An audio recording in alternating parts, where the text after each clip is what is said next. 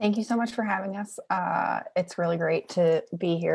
I just wish we could be in person. And I think Pola is going to start with a really short reading before we get into the questions.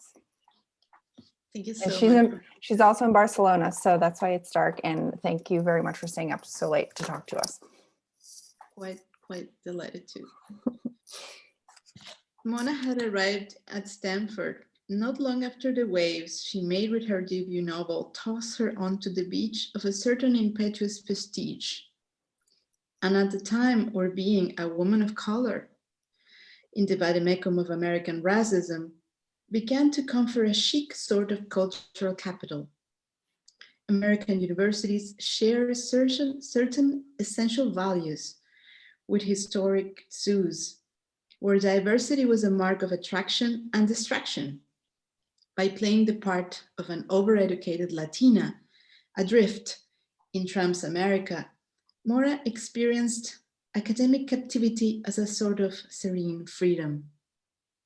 North American universities asked all doctoral candidates upon application to reveal their ethnicity. Mona had clicked Hispanic, Indigenous, and typed Inca in the box underneath. This was Silicon Valley, right? She might as well try to lean in. Anchoring her identity to a brutal and exquisite empire about which so little was known would provide her with an ideal costume for the university's tribal masquerade. She'd been born in Peru, but claiming indigenous ancestry in any other context would have been outrageous. Much like calling herself a person of color anytime prior to her arrival in the United States. There was a niche sort of glamour to it, like being a rare specimen of an endangered species, as though her mysterious DNA were a tiara encrusted with rare pearls, and the universities, each a massive ark navigating the great flood of the United States, heroically fulfilling their mission to save two of each beast. Strictly speaking, Mona preferred to think of herself as more of a mermaid, that cross between the fantastic and the inexplicable, whose true habitat was beneath the waterline among the drowned. She couldn't help feeling like an outside observer, a mermaid tourist. Anyway, the whole charade was just a bizarre exercise in academic bureaucracy. And besides, that selection of a racial subtitle for Hispanic was obligatory. Mona's identitarian fantasy was quite well received in campus. It related to her research topic and offered her the opportunity to advance her career merely by being herself, as much herself as humanly possible. Later, she realized it would have been even more advantageous to add on some kind of physical disability, a slight but evident defect, but nobody's perfect. Mona, thank you so much. That was great. And so that's from, oh, thanks. Don't make them jealous because everybody wants the British one and that they can't buy it. Okay, so the beginning, so that's from near the beginning of your book, which starts out with Mona, who's a grad student at Stanford in the literature department, I think, right? Or is she in, she's in some, yeah, okay. And she is about to go on a trip to Sweden, where she is nominated for a very prestigious European Literary Prize, which is the bulk of the novel. But I think that the sort of like the weight of the United States and how stupid we are sort of pervades the book, even though there aren't actually any American characters in it that I can recall. And I wonder if we could just start about talking about how the novel started for you and why it's important that it starts there, even though it mostly takes place in Europe and in the sort of global literary scene. Well, it's true what you're saying, that there are no American characters. However, it's a very American novel in a certain way, which we will later on discuss. I had the idea of the novel while I was living in the US. I kind of realized that I was a person of color when I was in the US, but if I took a plane and went anywhere else, or if I crossed the border, I wasn't a person of color anymore. Hmm. So it wasn't an essential trait. It was more of, a particular fiction that was imposed on me. And it was related to the way the state sees race in the United States, and how this, typification of experience kind of, builds in like so many interactions. And I realized that what was expected of me was maybe to put on a t-shirt that says brown and proud, but what would that mean? So all like this identity politics dance and what I was supposed to do with it and what was expected of me inspired a lot and kind of helped me to see that a lot of things that I was seeing in San Francisco, or in America in general, were kind of working as an export, a real and clear cultural export, American cultural export in the rest of the world. So even if Mona is in a Swedish locale and going for a prize, etc., in a world literary circuit, it is this literary circuit that has absorbed this American cultural export that became kind of like quite rampant during the Trump era. So I think that was interesting for me also, because as a Latin American, we're kind of trained to see American imperialism in anything. Yeah. So we kind of like mock at people that like they're like, don't eat at McDonald's, don't watch Disney films. Like we kind of like grew up like that. But then suddenly the left in Argentina or in so many places in South America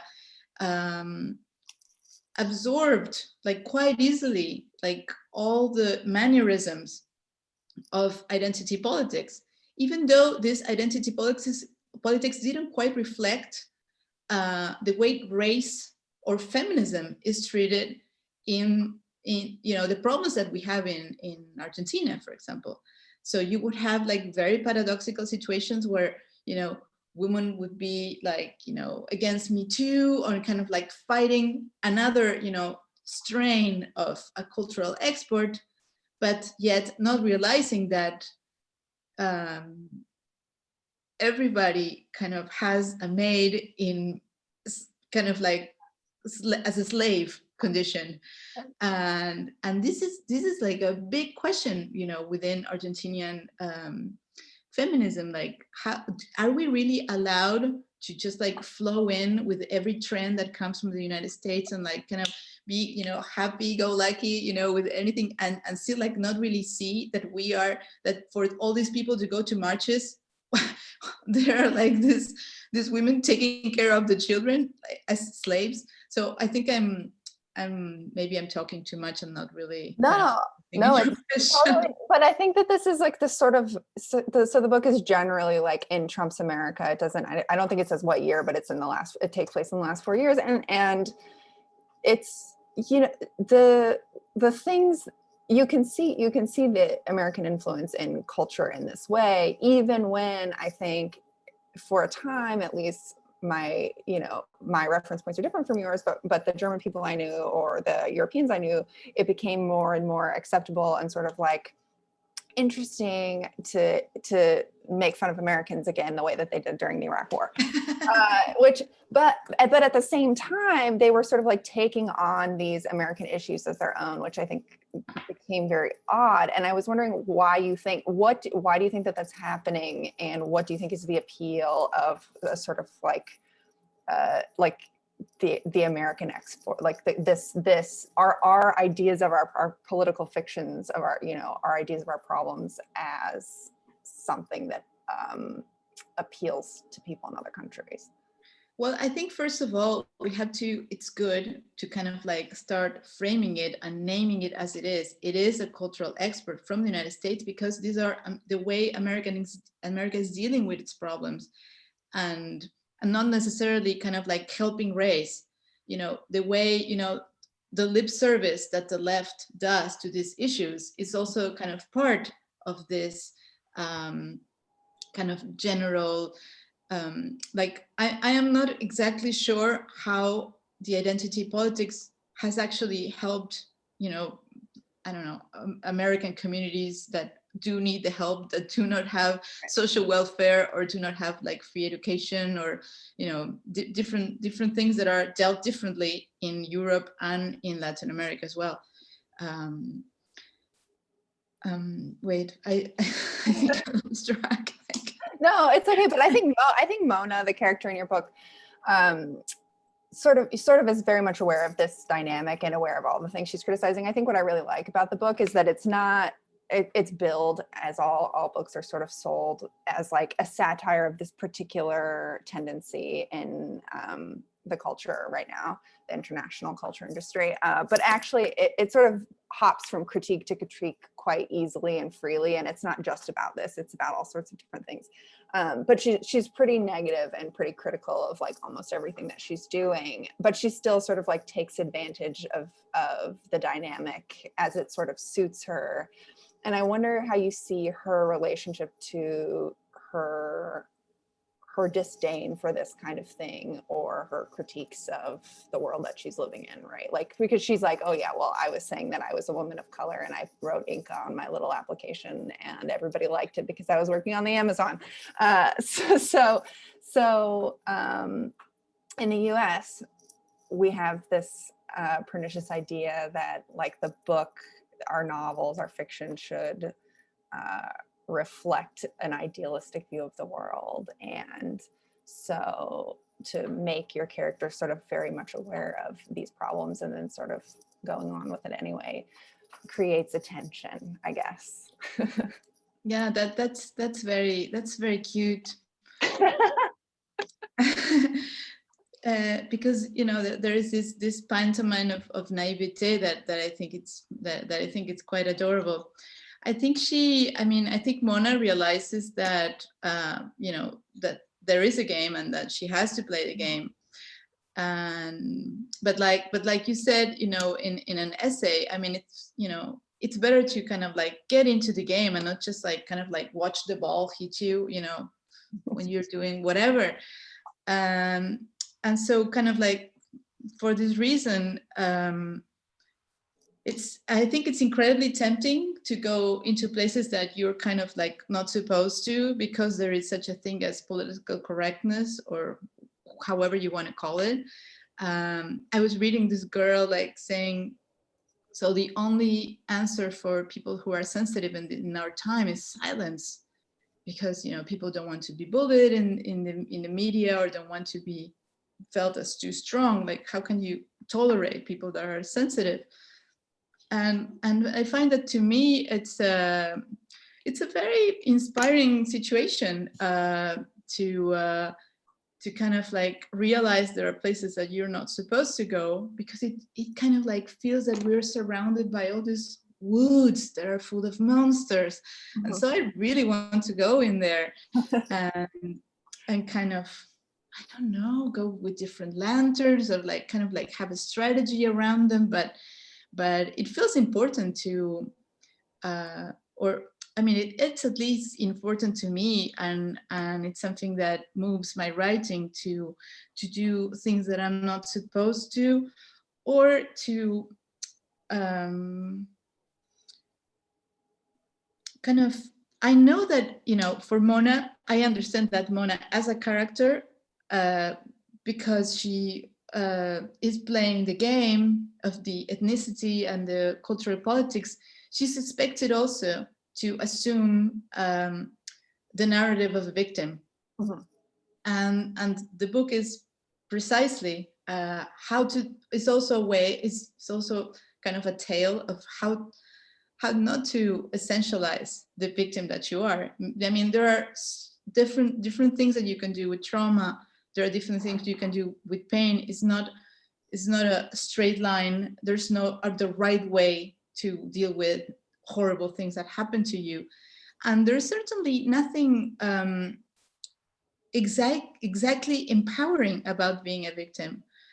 So I guess, in a way, people of color or immigrant narratives kind of like fuel into this narrative of, the great nation that America is, that is, accepting, this these second-rate citizens as as their own, to also be part of the happiness of being American, etc. But then you also, you are kind of like trapped into a certain narrative, of redemption, of the victim that that kind of like finds the piety, and this also like puts America in the position of like being the grand the savior, right? Like, the savior, exactly. This is where the victims can go to sort of have a good life. Right? You victims, you as victims are fine here, so just like lean in. So I think she rebels, against this idea of the victim, a political idea of the victim, and she also rebels against this idea of the victim, as a feminist. To how can you become a different kind of victim? What are the other ways that you can work with it? Yeah. Do you think that she's a feminist? Oh, I think so. Okay. Because there are lots of very interesting, I think you have done this in all of your novels, but you have lots of critique, you have sort of not essayistic, but you have lots of critiques that take place in dialogue or in a sort of aside in a very natural way. And I wonder if you have those in mind before you go ahead, or if they sort of come to you while you're writing. Do you plan a lot? Or like, when you're going into this novel where you're like, I want to talk about, the idea of the sexual assault victim. I want to talk about the idea of this, a list of whatever political issues that you wanted to deal with in this kind of like it's like a oh my gosh, what's it called, like a love, it's not a like What's Love Actually, a movie where there's lots of different parts. Yes, it's like a mosaic. Well, I take notes all the time, and certain things like happen in different moments. But for example, like there's a scene with Lena, the translator, that kind of happened in the way that it was told. Maybe I was harassed by a translator. It's an amazing scene. Also, it's really good. Were you wearing a Kinzo sweater as well? So the Mona character is in a sauna, and she's accosted by this French Spanish. She's a woman from southern France, but she's moved to Spain. She's obsessed with Spain. She's acted as Mona's translator at another event, and Mona doesn't initially remember this woman, and she starts sort of accosting her and talking to her about how writers are monsters, and in this very interesting way. But anyway, and she says at one point, "You were wearing a Kenzo sweater. Like, don't you remember that we were there? This is what you were wearing." And I remember. Why don't you remember me? Anyway, keep going. It was a Sonia Riquel, but okay. I don't know. Many of the characters that appear in the novel were part of actual conversations that I had. For example, I was in a literary conference, and there was an Iranian author that made exactly the point that I told. Mm-hmm. He basically says that Europe is pregnant.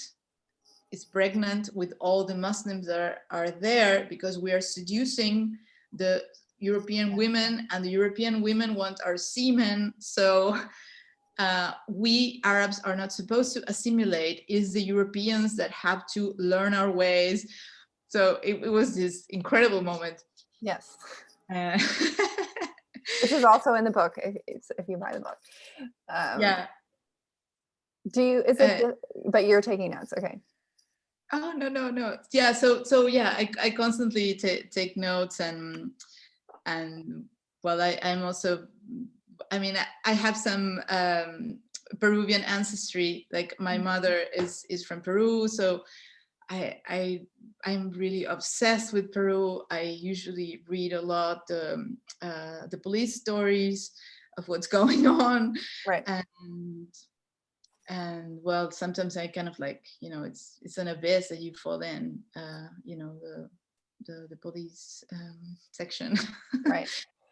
um, Yes. but also I've met these people that told me that a person that I knew was a rapist, and so that kind of led me into a world of exploring some kind of um, not the rapist world, but yes, the uh, that sense of violence towards women. So I'm actually working on that for another book, and so yeah, this definitely appeared in Mona, and it made sense for her. Yeah, and I think too, the idea, so it's very fun. It's a very funny book, but it's also very bleak, and the end is not is not a redemption at all. There's a sort of major trauma that you deal with, and also while Mona, who's a celebrated young author, is at this literary festival, she's monitoring vaguely on social media a story of a young Peruvian girl who ultimately has been gang raped and murdered, and she's very upset about this. And the end, well, I certainly won't give it away, is extremely bleak, and it's also bleak, I think, about the relationship between writing and this sort of bleakness of contemporary life. At one point, Mona says to someone that the language of the time is contempt. And by the end, I was sort of worried that you were going to stop writing because it's so sort of pessimistic about the role of writing in the world. And I think a lot of the characters throughout the book are sort of proposing different ideas about what writing is and what it's supposed to do. And what it can't do. And I wonder if you were frustrated with writing and being a writer in the sort of literary scene when you were working on this, and if you have recovered from that frustration, or if if it's unclear if we're going to get another Pola Oloixarac book.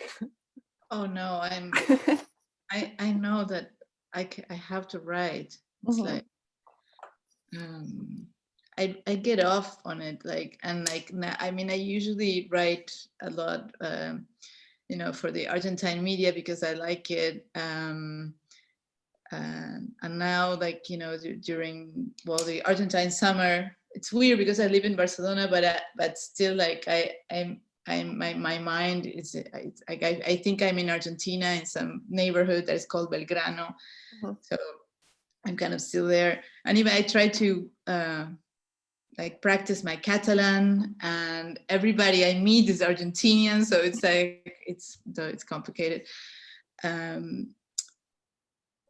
But yeah, so I enjoy a lot. Like I find it very performative and kind of like theatrical to write. I don't find it lonely at all. I mean, of course, like there is this loneliness. I mean, it's your work, and like you are the sole responsible of it, but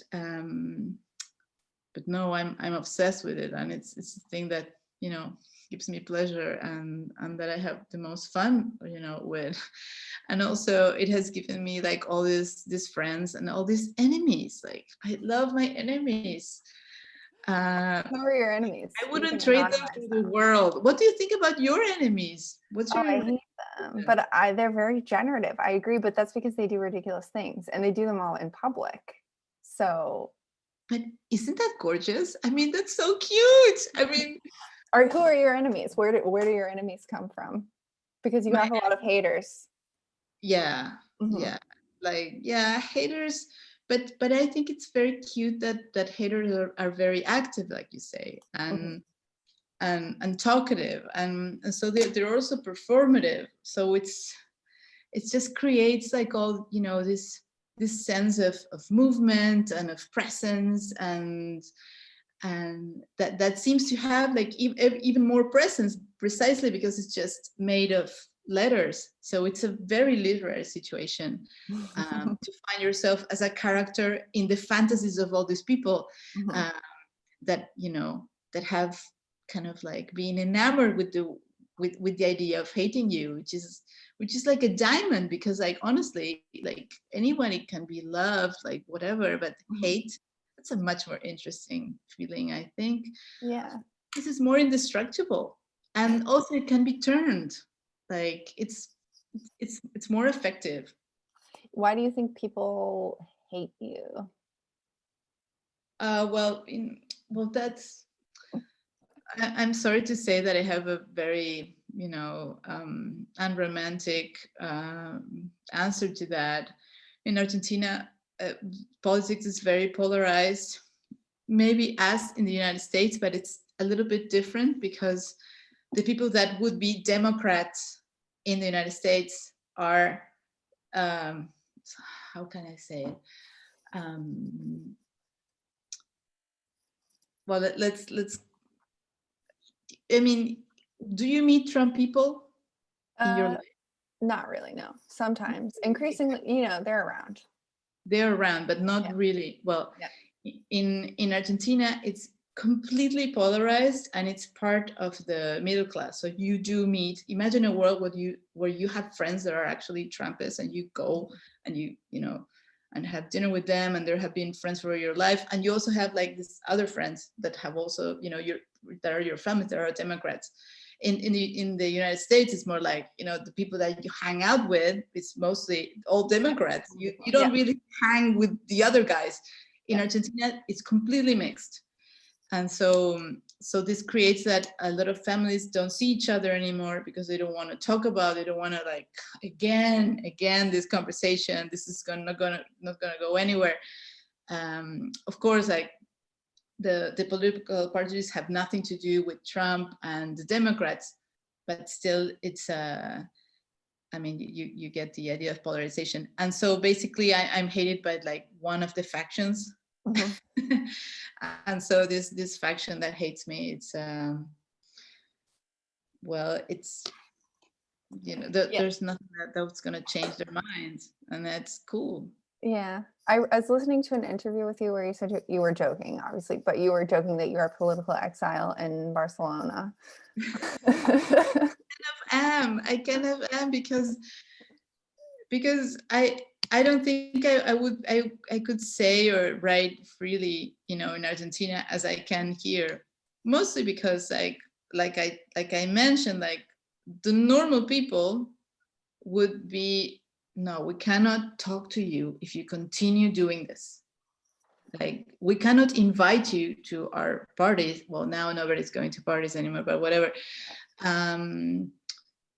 Editors that would tell you you're ruining your career because you're supposed to write, like bad things about the government, because the government is the state. The problem is that in Argentina, the state employs a lot of people. So a lot of people is just part of the governing party. And so this creates a very bad dynamic.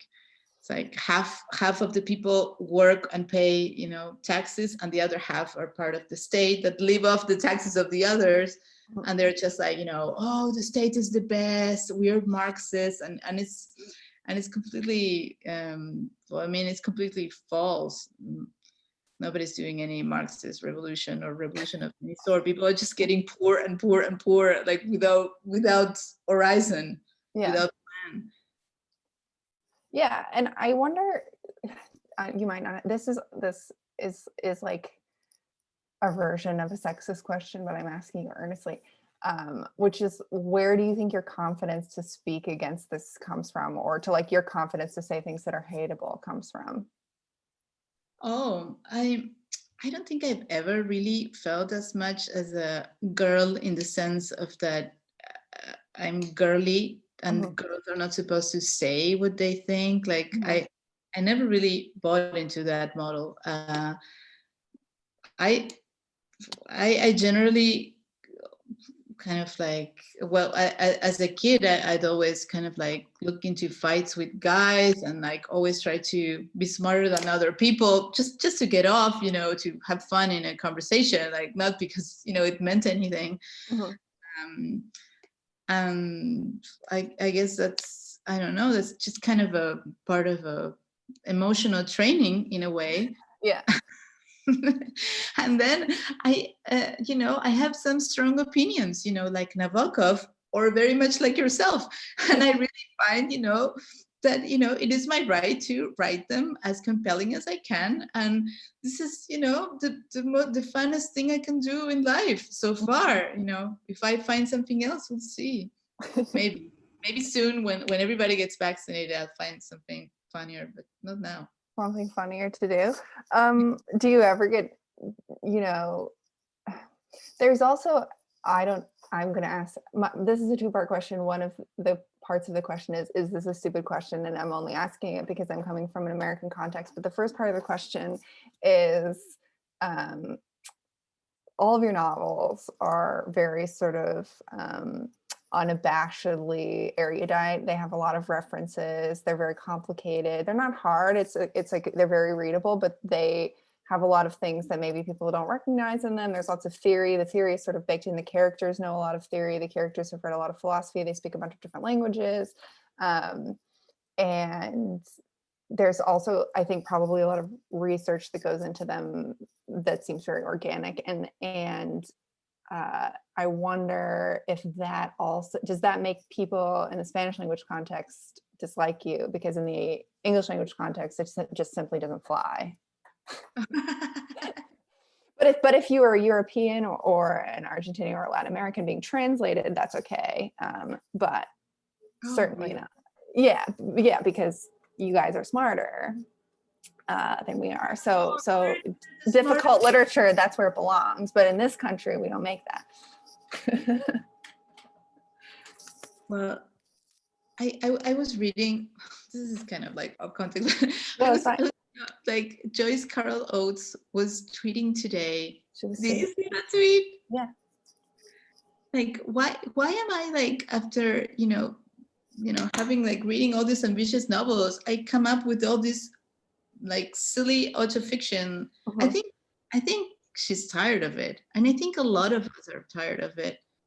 This novel is also a reaction to that kind of anhedonia made by political correctness. I think your novel is as well. Yeah. Like, maybe it's just like we shouldn't, I don't know, play the part anymore. It's right. Maybe like the theater is gone. But there's also this broken.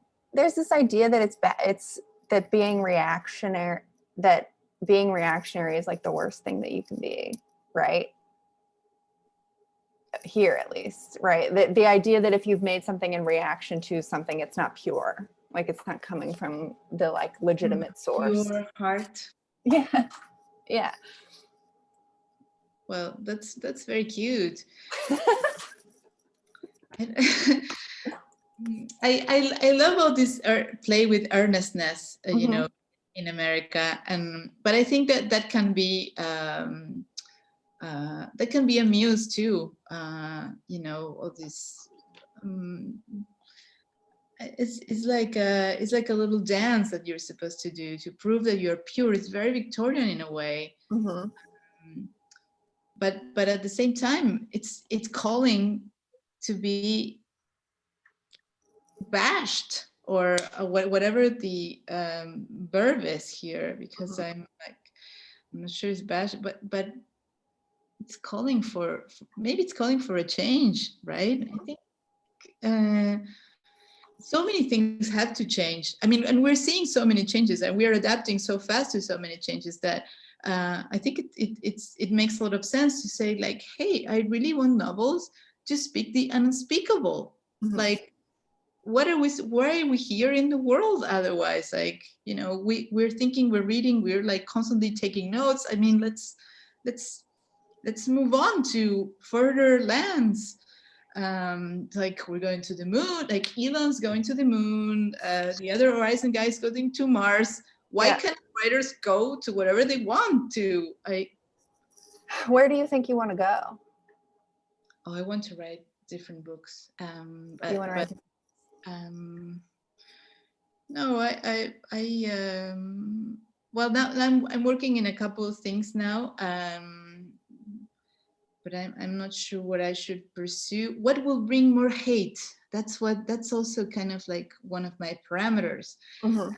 And I think it's not a bad moment to be the beehive, or to kind of like kind of feel the attraction of the hate. It's not bad. It's like I think we have a sense of I mean, it's of course it makes sense. It's like avoid hate and go towards love, but at the same time, that hate is also the masquerade in how, interest, or like actual, what's going on, curiosity, gets carved in. Mm-hmm. So and also it's just a reaction, and it's a primal reaction, and I don't know, visceral feelings are good.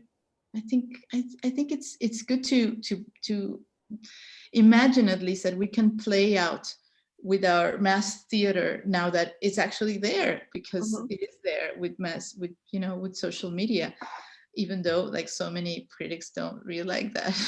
Yeah, and before I ask this question on social media, I'm just going to remind everyone to please ask questions in the Q&A, and I'll start taking them in like 5 minutes. And if nobody wants to ask any questions, then I will just keep asking mine. But yeah, so social media. So there is a section, there's a part in Mona where Mona is sort of riffing on a speech another writer's giving about technology, and she's like, yeah, well, everyone in the literary scene loves to talk about technology and do lectures called Snapchat and Me, because they feel like it's a big problem. But have you ever, I mean, you've always dealt with technology in your novels, and your first novel came out in 2008 in Argentina, so it's not like it's actually not new. And I wonder if you've ever felt like daunted by what is purported to be the problem of reflecting the digital reality on the page, or if you've ever felt like it's hard. Oh, I think it's our duty. I think Mm-hmm. we have to be involved with the machine. I think it's what it's called for. I think, I mean, the machine, I use this Ellen Ullman term, to kind of speak of like the general, like, yeah, Weltanschauung in which we, or like Lebenswelt in which we are in. That so many changes are emerging, and that will change our life forever, and the way that we relate to absolutely everything has changed so much that I think it will be just silly for us writers not to really pay attention to that. This is also what I love so much about your book. I think like really like this interwovenness, of our subjectivity with the network, and the way we are like, dealing with all these other fictions, say, conspiracy theories or etc. This is the way that fictions are made today, and we are part of these fictions. So if we, train people as, as readers, as book people, don't as actual interpreters of what a literary text is, of what a fiction is, don't get involved, like who will? I mean, we will be just, in the hands of some like silly engineers, people just Yeah. that won't get it, and they need us, and they know that they need us, and that's what is so interesting. That's why I kind of realized in Silicon Valley that they're trying to understand, and they don't get how, they're trying to understand also because they feel like, oh wait, if I read the latest Kim Stanley Robinson book, I'm going to get, my new idea for an app. But they really believe, in the power of imagination to harness, all the change that is coming in order to come up with something that can be turned into money, or something that can be turned into an interpretation. And we're interested in the interpretation. So this is our land, and we have to own it. We have to explore it. Yeah. Do you ever feel sort of like helpless about it though? Because I think reading your book, which does have a preoccupation with death and a sort of death drive, like a real like desire. The Mona has a real sort of desire, if not to die, then to sort of achieve oblivion in various ways. But you're expressing like a very optimistic view of the situation now, and I wonder if how you link those two things. Well, my first book had a much more optimistic view, because by then, I mean, by the end there is a hack to Google Earth, and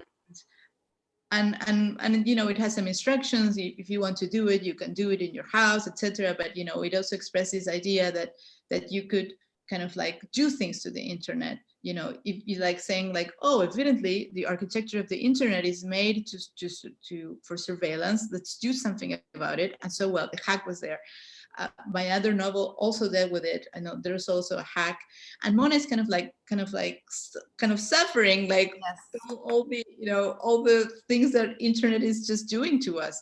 You know, the burden of social media. You know, how you cannot escape from, you know, a story that haunts you, or you know, how you get insulted by, you know, by hordes of people, and that of course, like, you know, creates a weird, you know, mood in your bodily life.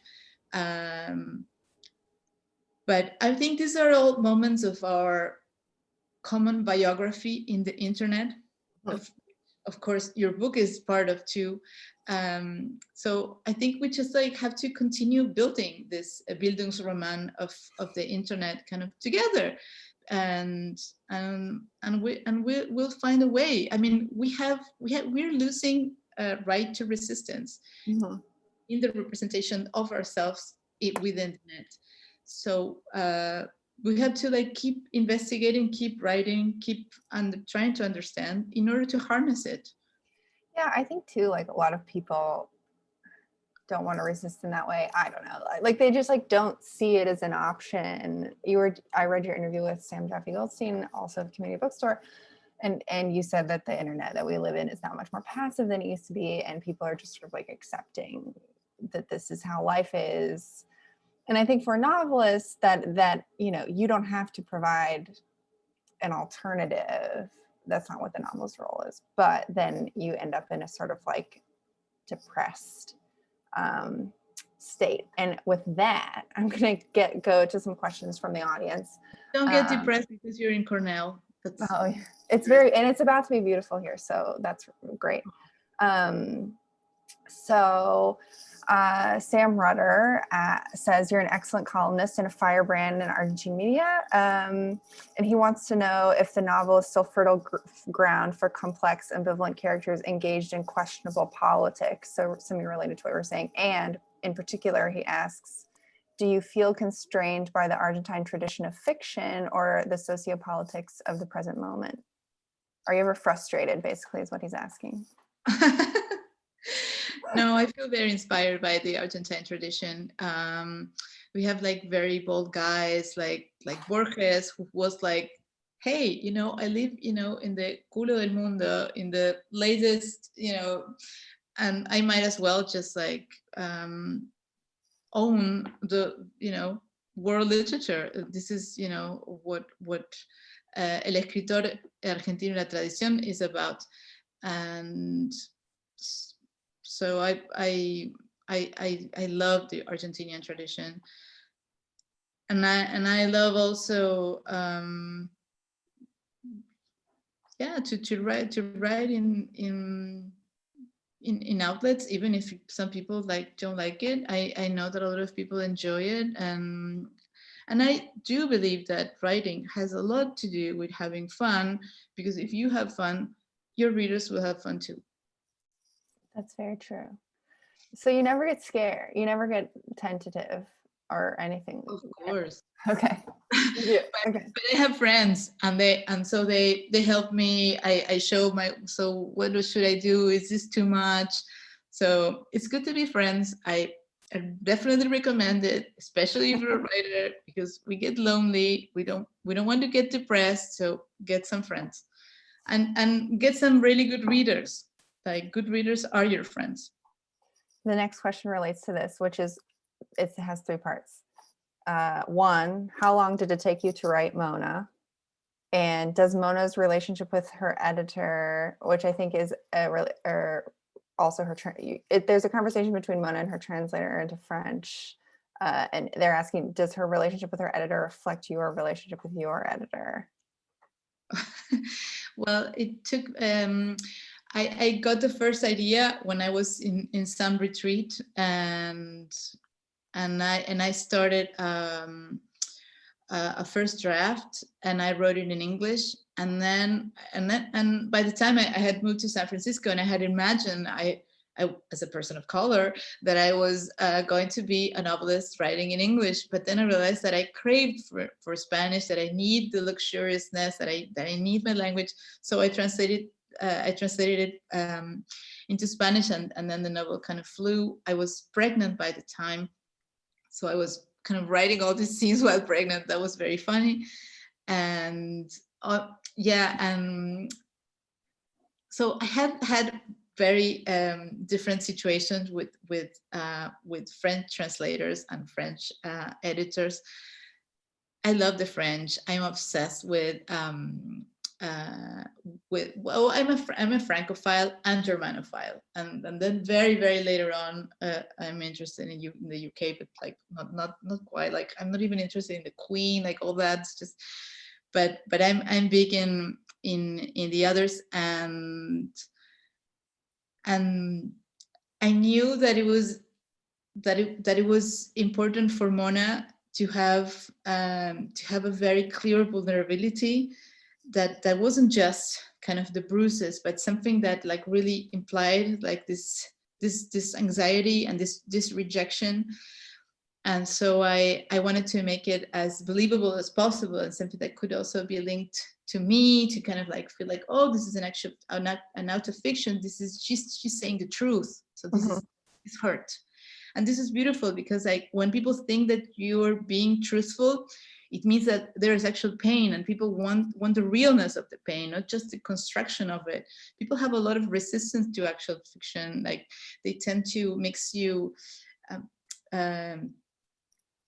It's important to see like where to actually create the fiction of the mixture between the author and the character. Where do they actually come together? And I think in that talk, you know, with a translator, and you know where rejection is looming, and she's lost, and you can feel that. So I think that's why it has that reality feel. That's interesting, because the Joyce Carolitz tweet that you mentioned earlier was very dismissive of autofiction, which I think is, I mean, I think she probably is conflating, no offense to Joyce, she's conflating autofiction with something else. But there's like what autofiction is like allowing the reader to see where the author relates to the character, her avatar, in some way, right? And you seem very pleased with that, and I think you're the first person I've ever spoken to who doesn't express some kind of resistance to being conflated with their you know, their alter ego in fiction. What do you think about that? Terrible question. Anyway, a comment. No, I think it's I'm very interested in autofiction as a genre, as a thing that you do in order to create an effect. My book is not autofiction. At the same time, I feel like it has happened to me, you know, in Latin America or in Spain, where critics just read your book as if it's your life. And we think we passed that time, but we have not. Well, and so this happens in the US as well, that they just kind of like see you having the same defects of your character when you're precisely kind of building a character in order to kind of convey certain ideas or bring in some satire or like criticize a situation. I mean, a mental situation, or how do you create a novel of ideas in a way? That's a question. So that's also kind of disheartening to feel like, I mean, in my mind, like it's cool to play the autofiction, because to me it's very clear the author, it's like developing a fiction, and that's and I'm interested in seeing that fiction and where that takes me. But then, you know, when I read critics that they just conflate, you know, the author and the character together, and I think maybe that this happened to you as well, Lauren, that the people just well, you know, if that's their problem. Jalen Lopez asks, are there any books that you feel Mona is in conversation with in particular? Some books you're thinking about or that it's similar to? Well, when I started writing it, I was thinking of novels that I read when I was a kid, like or growing up or an adolescent, like Martin Amis or Bukowski. You have like all these like male writers that are, you know, looking for sex, or, you know, going really into booze or drugs, etc. So I really wanted to have like a female specimen of that is also, you know, a professional, that also is lost, and, you know, how that plays differently because she's a girl and she is in this contemporary setting, not in any other, I don't know, in England in the 90s. So those are books that inspire me, kind of like against. And then after I wrote it, I read other books, like Rachel Cusk trilogy is also, you know, a writer. I feel my book is different but these are very interesting books as well. I also loved at the time, then I read it again and I didn't like it, but The World is a Handkerchief, that's the way it was. Or it was all these campus novels by David Lodge. I was really into that, but then it was terrible because I reread it, and the structuralist thing was just so passé. It was just like you couldn't remember what all that was, and you really feel like it was so all the rage that you know, David Lodge really felt that this was going to be forever. This is the way we're going to read, and well, it's a carcass. It's terrible. And you said really early on in the conversation that you think of it as an American novel. How so? It really deals with this. I mean, I feel it that way because this idea of war literature is actually an import of the identity politics that only exists in the United States and really is developed there and kind of bottled like Coca-Cola and sent out. Yeah. And so to me, it's so clear that there's some suddenly like all this consensus that civilization is based on respecting these American ideas, that I find myself, I'm in this new era of colonialism and nobody's talking about, and people are kind of like acting like it's the way to act. Yes. And odd, like imagine like, I don't know, you're some, I don't know, soccer player, and you call another guy, sí, negrito, te quiero. We call negrito, it's a show of love. Everybody says negrito. In Argentina, we call everybody negro, we call them fat. So it's like kind of part of, like you get a defect, you are that defect. It's just kind of part of how people are. It's very, very classy. But yeah, then you suddenly have like this person that says like, no, you're not supposed to like act that way. You cannot play football anymore. You cannot, you have to pay all these fees. Like it's really white people telling the South American how he's supposed to speak if he wants to have a job. Yeah, and this actually relates to the last question. Well, first of all, you have a very funny, I think, translation of this tendency, which is you have in the book, there's a soccer match between, instead of America and the rest of the world, you have the Swedes who are hosting the festival. against the rest of world, which is also a tech term. I think in tech contracts, rest of world means like anything besides the United States. And you sort of twist that and have the Swedes battle like this motley group of international literature figures. But someone asked, what? I won't reveal who wins. But someone asked, have you considered writing a book about exported American identity politics and feminism playing out in Argentina? So like bringing these sort of themes like back to Argentina. I'm writing a novel that has to do with Argentina, but I think that that's a little bit too constrained. I could use that in something for the newspaper, but no. And I'd like to say something. All this funniness could never be possible without my incredible translator, who is Adam Morris. We worked with him so well, and he's really a dream. So I know he's there somewhere. Yes, thanks to Adam, who also is the reason that I knew about this novel, because he wrote to me. So thanks very much. And the last question is, someone wants to know how much you edit or rewrite your novels before you're satisfied with them. But just I want to know this as well. Like how long? Editors in Argentina don't rewrite. They don't really touch your book. Mm-hmm. In fact, like most of them kind of work as printers. You give the novel, they print it. But I have a very good editor who was Ana Perez. He's actually the editor of Cristina Fernández de Kirchner, the former president, now vice president. And she said, like, she gave me a couple of things, like just a little bit more here, a little bit more here, which were very nice, like very theoretical. But she doesn't write. She talks to you and gives you ideas, and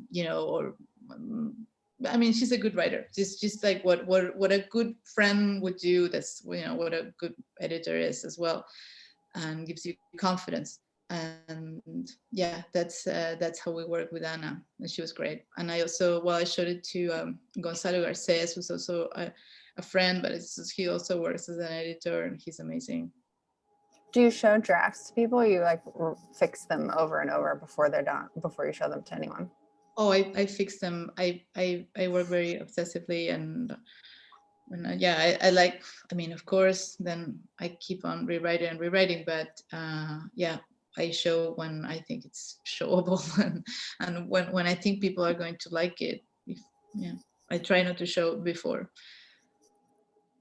Okay, yeah, I mean, this was great, and I think that that's good, because you don't want to talk about what you're working on next. One final question, I think, is there anyone that you wish were still writing or being published that isn't, for whatever reason, whether that be death or ostracization? Yeah, being canceled. I'm glad we said canceled, because we didn't say canceled at any point. It's incredible. Oh, yeah. We're so original. Well, neither of us can be canceled, I think, and we exist in the uncancelable space. We are uncancelable. Mm-hmm.